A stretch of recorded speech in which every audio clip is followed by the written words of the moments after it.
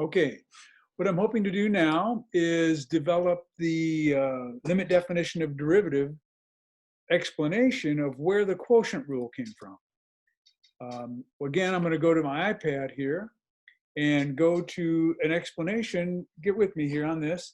The idea is the shortcut version of the rule, of the shortcut version of the quotient rule, is that if y equals some function f over g, I've got this over here, then the derivative equals f prime times g, the derivative of the top times the bottom, minus f times g prime, the top times the derivative of the bottom, divided by the bottom squared. Right? That's not a little more complicated. And notice it's a subtraction up top. That order has to be maintained. The derivative times the second, derivative of the first times the second, minus the first times the derivative of the second. It's got to be that order. It's not commutative. You can't switch those around. So I've written the limit definition of derivative up here, and recognizing now this is the function we're starting with. Cap f of x equals lowercase f of x over lowercase g of x.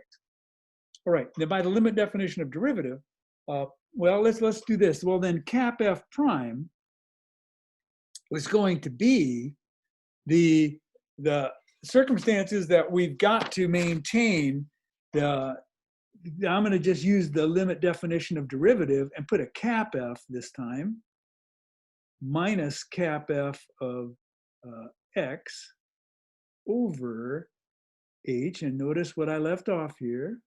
Yeah, we're going to put that in there right now. And that's the limit as h goes to 0. That's a crucial part of the deal. Okay, so we've got this now. And now let's plug things in and go with, develop this situation. And it's going to be similar to what we did before. We have to introduce something that will allow things to piece together well. This is the derivative of cap f is equal to this. Now we're going to do the limit as h goes to 0. Cap f of x plus h is going to be lowercase f of x plus h over lowercase g of x plus h, right? That's cap f of x, and now subtracting f of x over g of x, right? And that is all over h. All right, so now one of the situations that we've got to recognize is I'm going to use, I think I might use the smiley face as a way to get through this now. But notice what's happening. Now we got to go through and determine, let's do the algebra of this situation. We need common denominators. We got to put these two fractions together, okay? So we need common denominators. The common denominator, one factor is g of x, the other one's g of x plus h. So those two together is what's going to work. So what we're going to have to do is multiply the top of the first term by g of x over g of x, and multiply the top and bottom of the second term by g of x plus h over g of x plus h. So, and that's going to give us the common denominator over g of x plus h. So let's go with the limit as h goes to 0 of, we've got f of x plus h times g of x now, because we multiplied top and bottom by that, all right? And it's going to be minus, if you notice, we're going to end up with minus, on top, we're going to have this, the g of x plus h situation is going to be coming next. So what we end up with is f of x times g of x plus h. And this is going to be over the common denominator now of g of x plus h times g of x. And this is all going to be over h again. All right. So now we're going to introduce something, like I said, we did before, that will allow things to come together in a nice way. One of the things I want to do is let's first of all flip this.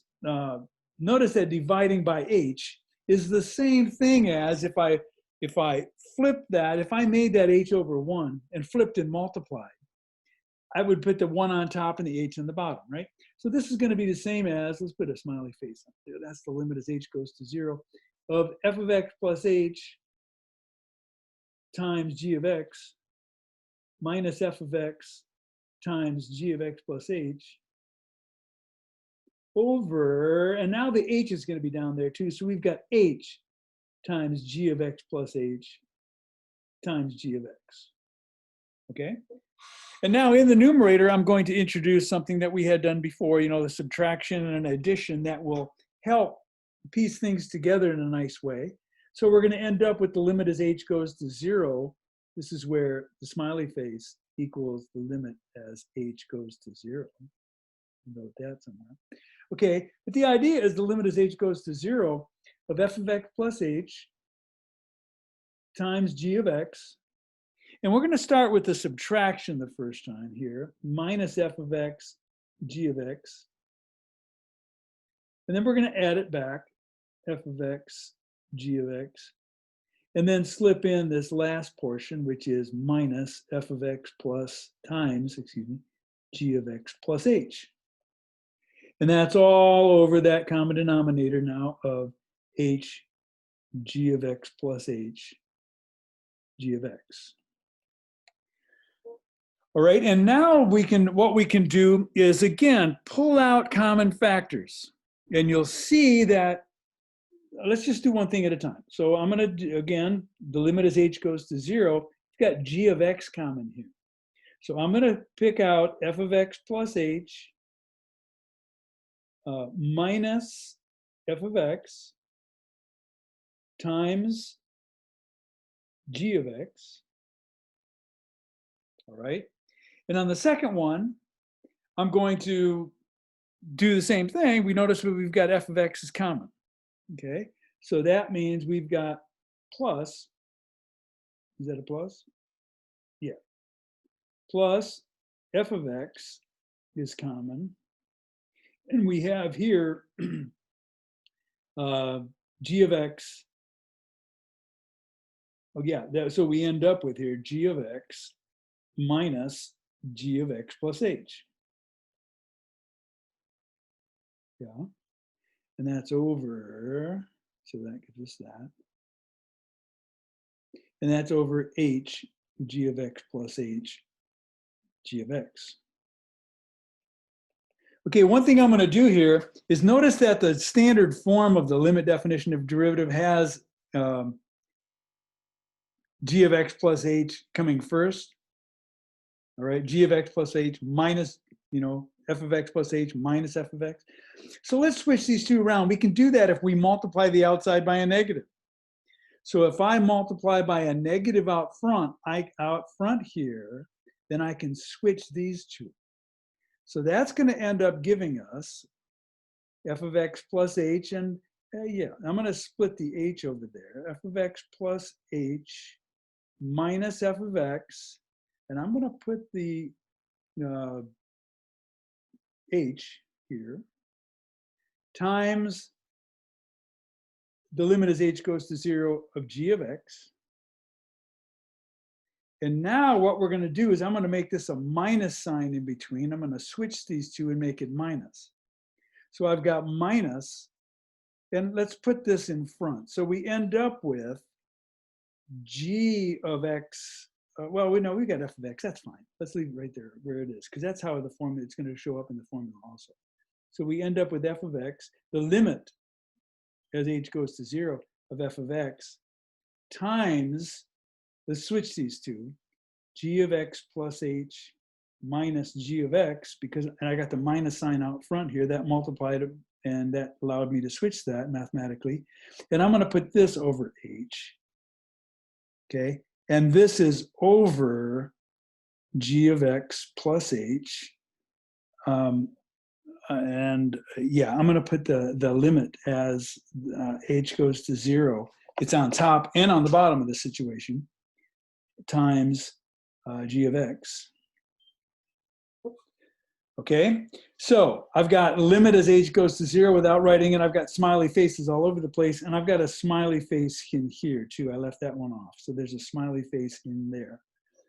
Okay, so what we've got now is the limit as h goes to 0 of this is f prime, right? That's f prime of x. The limit, and then the limit as h goes to 0 of g of x is just g of x. There's no h there to be concerned about. The limit as h goes to 0 of f of x is f of x. And the limit as h goes to 0 of this fraction is g prime of x. And the limit as h goes to 0 of both of these terms, we could distribute, not distribute, but the limit of each of those, the limit of a product is the product of the limits. That is going to be e over g of x. Limit as h goes to 0, we end up with g of x. And that's times limit as h goes to 0 of g of x is g of x. So we end up with f prime of x, g of x, minus f of x, g prime of x, over g of x squared. All right, that's where the formula comes from. The subtraction in the numerator is not commutative, so it's got to be there. If there's any part of that you want to talk about some other time, ask about it, let me know, and we'll clarify it. But that is it. That is the quotient rule, okay? That is the quotient rule for taking derivatives.